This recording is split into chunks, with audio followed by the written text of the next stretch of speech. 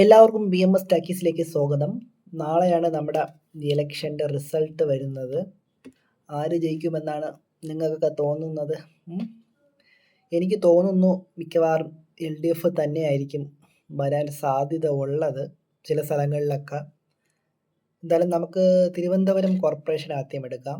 Thiruvananthapuram corporation LDF പിടിക്കാൻ സാധ്യതയുണ്ട്. BJP സീറ്റുകൾ മെച്ചപ്പെടുത്താം എങ്കിലും കോർപ്പറേഷൻ ഭരണം പിടിച്ചെടുക്കുമോ എന്നുള്ളത് സംശയമാണ്. അത് LDF തന്നെ തൂക്കാൻ സാധ്യതയുണ്ട്. പിന്നെ കൊച്ചി കോർപ്പറേഷൻ UDF മിക്കവാറും തൂക്കാൻ സാധ്യതയുണ്ട്. കൊച്ചി കോർപ്പറേഷൻ എന്തായിരുന്നാലും UDF ജയിക്കാൻ സാധ്യതകൾ ഉണ്ട്. ഓക്കെ. പിന്നെ ഉള്ളത് കോഴിക്കോട്.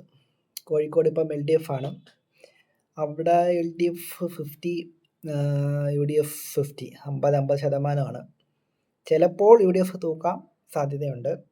തൃശ്ശൂർ LDF തൂക്കാൻ സാധ്യതയുണ്ട്. കൊല്ലം LDF തൂക്കും, ഉറപ്പാണ്. കണ്ണൂർ ഇപ്പം UDF ഭരണമാണ്, അത് LDF തൂക്കാൻ സാധ്യതയുണ്ട്. അപ്പം ഇതുവരെയുള്ള കോർപ്പറേഷൻ ഭരണങ്ങളുടെ അവസ്ഥ ഇങ്ങനെയാണ്. LDF എന്തായിരുന്നാലും കുറച്ച് കോർപ്പറേഷനുകൾ തൂക്കാനുള്ള സാധ്യതകളുണ്ട്.